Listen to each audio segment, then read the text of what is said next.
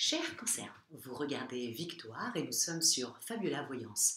Et voici vos prévisions pour le mois de janvier 2021. Cher Cancer, janvier vous voit arriver légèrement contrarié par toutes les oppositions que vous avez subies ces 2 dernières années.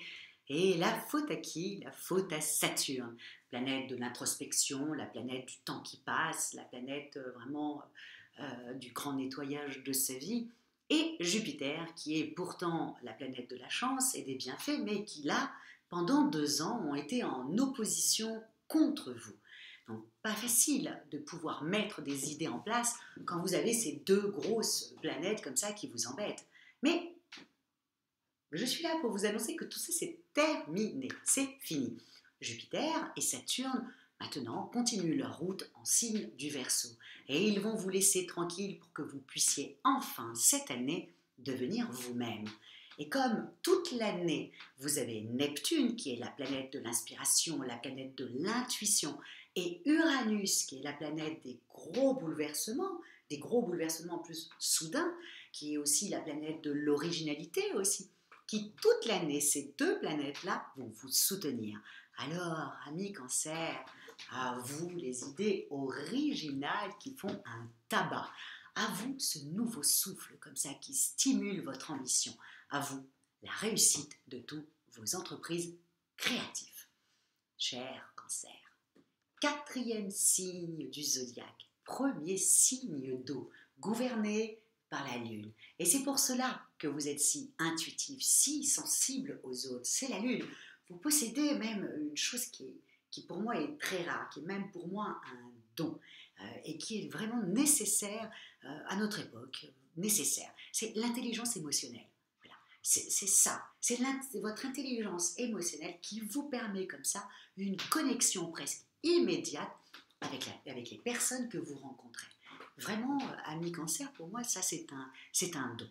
Alors parfois, on me dit oh là là, mais je ne me reconnais pas dans ce signe-là. Eh bien écoutez, c'est tout à fait normal et je vais mettre les bases tout de suite en vous partageant les 2 versants du Cancer expliqués par Géraldine Join et Gisèle Bory dans ce superbe livre écrit au siècle dernier que tout bon, je ne sais pas si vous le voyez, que tout bon astrologue a dans sa bibliothèque. Les 12 piliers de l'astrologie. À vous ensuite de vous identifier à l'un ou l'autre des versants du Cancer ou pas. En tout cas, moi, je vais vous expliquer leur thèse, je vais vous partager cette thèse. Ces 2 auteurs partent du principe que chaque signe zodiacal serait déterminé à l'âge adulte par une partie de leur vie, quand ils ont été enfants. Par exemple, prenons le Bélier. Le Bélier, 1er signe du zodiaque, devenu adulte, a donc échafaudé sa vie en fonction de la façon dont sa naissance s'est déroulée. Incroyable, non? Le Taureau, 2e signe du zodiaque, le Taureau, lui, aurait échafaudé sa vie d'adulte par rapport à la période du début de sa vie, donc de sa naissance jusqu'à ses 4 mois. Ensuite, le Gémeaux, lui, c'était la période de 8 mois à 4 ans. Et on arrive à vous, amis Cancer. C'est votre période oedipienne, c'est-à-dire toutes les relations qui sont tissées entre la mère et un petit garçon, le père et une petite fille. Et c'est l'âge, vous voyez, de 4-5 ans. Donc, le Cancer serait vraiment à échafauder sa vie d'adulte par rapport à cette période oedipienne. Donc, on va voir un peu tout ce qui va se passer, comment est le Cancer, c'est surtout comment est le Cancer quand il n'a pas très bien vécu sa période oedipienne. Donc pour les auteurs, parce que moi c'est les auteurs, pour les auteurs, quand l'homme Cancer devenu adulte est toujours dans cette période comme ça oedipienne, eh bien écoutez, on dirait qu'il a tendance quand même à se marier avec une femme plus âgée que lui, qui jouera donc le rôle protectrice de mère auprès de lui. Ou alors, le contraire, il aura tendance à draguer, chasser continuellement la femme. Il est alors amoureux d'une image, l'image d'une femme, plus que la femme en elle-même. Il n'aime, et il a en plus des goûts bien affirmés, hein. Il n'aime que les brunes aux yeux bleus ou les petites blondes aux yeux verts. Vous voyez, il est comme ça. Ses émotions extérieures sont fondées que sur du rêve et non sur la réalité. Il veut, comme les enfants capricieux, hein, un plaisir immédiat. Il a horreur que l'on repousse à plus tard. Il veut tout et tout de suite. Donc là, pas facile. Il aura tendance en plus à être légèrement avare, pour un homme c'est un peu moche, et légèrement hystérique, changeant souvent de décision et surtout changeant souvent d'émotion. Mais vraiment, si l'homme cancer renonce vraiment à cette période oedipienne comme ça, vraiment, en se tournant vraiment vers une femme, sa femme, il deviendra alors un être social animé par un moi capable de maîtriser comme ça son avidité pour s'intégrer à l'extérieur. Fiable, stable, il est vraiment capable de se fixer un objectif et de l'atteindre. Et surtout, il est même capable de fixer vraiment un objectif, mais d'envergure, hein, vraiment. Parce que dans ce moment-là, il aura tendance à exploiter comme ça sa mémoire et son imagination, vraiment, mais compenser là. Vous voyez la différence entre la personne qui est toujours dans son côté comme ça oedipien et qui là est plutôt dans le rêve, hein, et celui qui a combattu son complexe d'Oedipe et qui là est totalement dans le rêve, puisque ça correspond quand même avec la lune et le cancer, donc il reste comme ça dans le rêve et son imaginaire, mais là, contrairement à le cancer qui n'a pas dépassé son Oedipe, ben là, lui, il est plutôt sur du long terme, il est fiable et surtout, il a un sens aigu de la réalité. C'est toute la grande différence. Maintenant, nous allons passer à la femme cancer. Oui, il y a l'homme comme ça, puis il y a la femme cancer, évidemment, parce que c'est quand même important. Et là, notre cher ami cancer, d'après les auteurs, si enfant, vous avez mal vécu votre complexe d'Oedipe, adulte, vous aurez tendance à rester cette éternelle femme-enfant qu'on rencontre assez souvent quand on sort dans la vie de tous les jours. On peut rencontrer ces femmes enfants incapables comme ça de se prendre en charge et d'affronter la réalité extérieure. Souvent, elles sont protégées par un homme dominateur et généralement plus vieux qu'elles, qui lui sert de tuteur, comme si, devenue adulte, elle avait encore besoin de cette structure, de tutelle, de regard comme ça, contraignant, comme si c'était un regard de parents, quoi, un regard contraignant des parents pour grandir. En fait, vraiment, si elle arrivait à dépasser sa passivité comme ça négative, en maîtrisant ses émotions et sa volonté, elle deviendrait vraiment la femme dans toute sa splendeur, investie comme ça de valeurs portant les lois de la vie et en ayant vraiment ce sens comme ça de l'effort et de l'autodiscipline.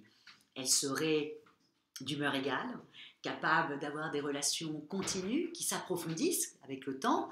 Elle deviendrait cette femme dont le désir est de se fixer à un homme pour que leur relation amoureuse grandisse en intensité. Et qu'enfin, elle devienne cette femme cancer comme ça, instinctive, fiable, prenant soin d'elle, bien sûr, mais dont la séduction est un atout, pas un appât. C'est intéressant, hein? Je trouve ça super intéressant. Et maintenant qu'on a parlé un petit peu des deux versants comme ça du cancer, hein, maintenant nous allons rentrer dans le mois de janvier. Le mois de janvier, le premier mois de l'année 2021, pour voir ce que vous réserve le ciel. Et ça démarre fort, amis cancer. À part la première semaine où Mercure, planète de l'intelligence et de la communication, est en opposition avec vous. Il est encore dans le signe du Capricorne. Alors, hormis cette petite semaine qu'on va très vite oublier, d'accord, qu'on va très vite oublier, certes, mais en même temps, voilà, quand Mercure est en opposition, il faut quand même faire très attention à ses échanges. Hein. Il faut faire attention à sa communication, il faut faire attention à ses échanges. Donc, voilà. Donc, si vous avez un projet à présenter, hein, ou un projet, des idées à présenter, on va juste faire un tout petit peu attention pour le faire à partir du 9 janvier, parce que avant, vous voyez, si vous le faites, comment expliquer ça avec Mercure contre vous, il faudra vraiment que vous maîtrisiez votre sujet. La question, elle ne se pose pas. Vous présentez quelque chose, là, il va falloir maîtriser en sachant tous les tenants et les aboutissants de toute votre idée, de tous vos projets. Il va falloir vraiment être extrêmement carré. Voilà, ça c'est pour la première semaine. À partir du 9 janvier, c'est terminé. Mercure part, il sera dans le signe du Sagittaire, donc là c'est neutre et c'est pas mal quand c'est neutre parce qu'il vous laisse complètement tranquille. Donc profitez au maximum en revanche de la vitalité que vous allez avoir, parce que vous allez avoir, amis Cancer, une vitalité pour ce mois de janvier 2021 qui est apportée par la planète Mars, la planète des énergies, de la pêche, qui lui, en revanche, du 6 janvier jusqu'au 4 mars, donc c'est presque 2 mois, et qui vous soutient vraiment pour que vous retroussiez vos manches, pour atteindre cette réussite que vous devez avoir, que vous n'avez pas eu pendant ces 2 ans, qui a été, ou peut-être que vous l'avez eu, mais qui a été très laborieuse, mais là vraiment, Mars va vraiment vous aider. Donc le mois de janvier sera vraiment pour atteindre cette réussite. Rien ne vous arrêtera dans cette période. En revanche, au niveau de l'amour, on va regarder tout ça parce que l'amour, c'est très important, ami Cancer, pour vous, les sensations, les émotions, comme ça, l'amour est très important. Et puis surtout, encore une fois, un Cancer qui n'a pas d'amour se sent vide, voilà, tout ça, tout simplement. Eh bien, en janvier, Vénus, la planète de l'amour, du charme, est dans le signe encore opposé à vous, en Capricorne. Attention à votre excès de sensibilité qui risque de vous rendre vraiment à fleur de peau. Donc, mais encore une fois, si vous arrivez à arrondir les angles, vraiment avec vos interlocuteurs, la période sera extrêmement constructive. Pourquoi ? Parce que le Capricorne est un signe quand même très fiable. Donc c'est aussi simple que ça. La planète de Mercure ou Vénus qui est dans le Capricorne, là, en Vénus, on fait très attention à ne pas avoir trop de sensibilité. Voilà, de prendre mal les choses. Ça, c'est très important. Quand on a Vénus en Capricorne, il faut faire très attention. Le Capricorne étant quand même un être extrêmement responsable, il n'aime pas trop, par exemple, qu'on lui manque de respect. Le Cancer, donc, dans ces moments-là, va se sentir un petit peu mis de côté. Donc, dans ces moments-là, non, ce n'est que parce que Vénus est en Capricorne. Donc, non, ami Cancer, là vous avez un gros Mars qui est là, qui vous donne la pêche. Là, il faut que vous fonciez, voilà, vous fonciez. Mais en revanche, vous avez un projet ou des idées, et vous devez aller voir votre banquier ou votre supérieur hiérarchique. Bon, dans ces moments-là, on est juste super carré. Super carré. On connaît tout sur vraiment le bout de la langue, on connaît tout. On a même éventuellement même prévu les questions les questions un petit peu comme ça, sensibles, qu'on pourrait vous poser. Soyez extrêmement carré dans vos mails, dans votre façon de communiquer.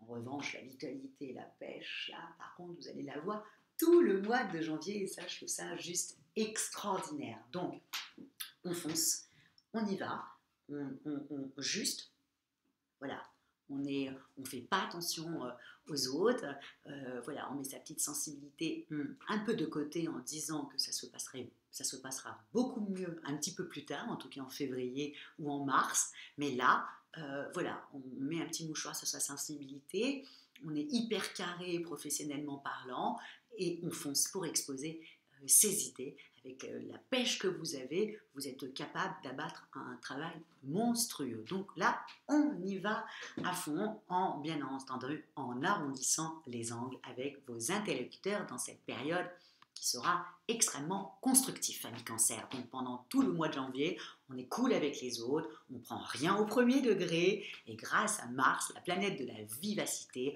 on retrousse ses manches et on atteint tous ses objectifs. En tout cas, moi, je vous souhaite un mois de janvier, mais extrêmement stimulant pour vous permettre un nouveau souffle dans vos ambitions. Ça, c'est vraiment très important. Donc ça, je vous souhaite ça pour le mois de janvier. Et si vous avez, si vous voulez, une consultation de voyance avec moi en privé par téléphone ou une étude personnalisée avec Fabiola. Quand je parle d'études personnalisées, ben, je parle bien entendu de thème astral, je parle d'études, comment on peut dire, compatibilité amoureuse. Donc voilà, et donc vous avez toutes les petites indications qui sont ci-dessous. En tout cas, passez un très bon mois de janvier. Likez, abonnez-vous, partagez au maximum et surtout, comme je dis souvent, likez.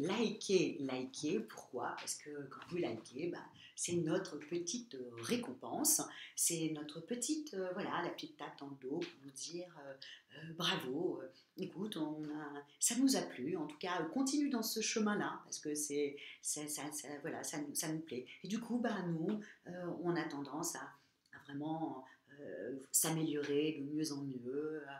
Voilà, c'est notre petite, c'est la petite carotte devant. Donc, likez, n'oubliez jamais de partager. En tout cas, je vous remercie énormément pour votre fidélité à Fabiola Voyance. Ciao!